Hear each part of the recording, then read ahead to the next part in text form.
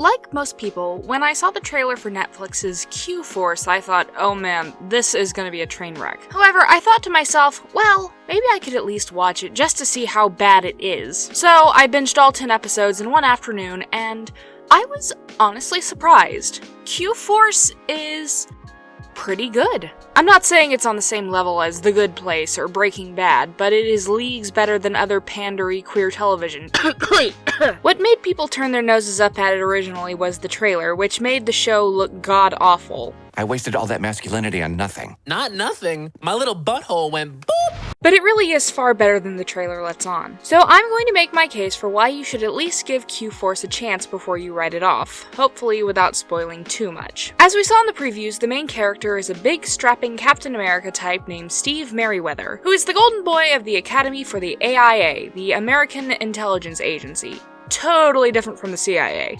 It's like IASA. We come to graduation day, and during Steve's valedictorian speech, he loudly and proudly comes out as gay. A move that proves to be a huge mistake as it tanks his reputation and his entire career. Fast forward 10 years later, and Steve, who everyone calls Mary, is stationed in West Hollywood and has assembled his own ragtag team of queer agents. Deb, an outspoken mechanic, hacker stat, and flamboyant drag queen and disguise expert Twink. Yes, that's really his name. Mary's team has been pretty much stagnate for the past decade because the AIA director Dick Chunley is homophobic and doesn't want to give them assignments. Finally, Mary decides the team should strike out on their own and solve their own case. They end up foiling a major nuclear arms deal and proving their worth to the AIA, and Chunley begrudgingly allows the qforce to start doing real work, with the proviso that Mary's old rival from the Academy, Rick Buck, joins the team as the token straight so he can keep those pesky gays in line.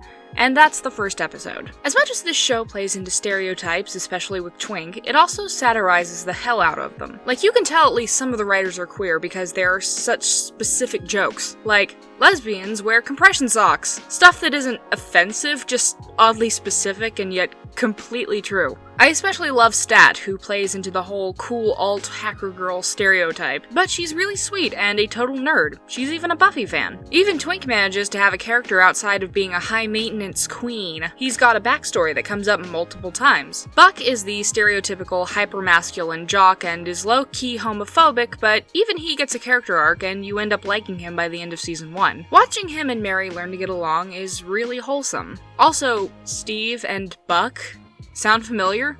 Was that deliberate? I love how homophobes, namely Buck and Rick, try to cut the team down with insulting nicknames like Agent Mary and qforce, but Mary embraces these names. That's a very gay thing to do. Another thing I love is that we have several fat characters whose size is never a source of comedy. Both Deb and Buck are plus-sized, and no one makes fun of them for it, and Mary dates a chubby guy, and it's not even an issue. Of course, if it didn't have good writing, I wouldn't be recommending it. The story plays on classic spy tropes, if you like that genre, but it's subversive enough to feel new and fresh.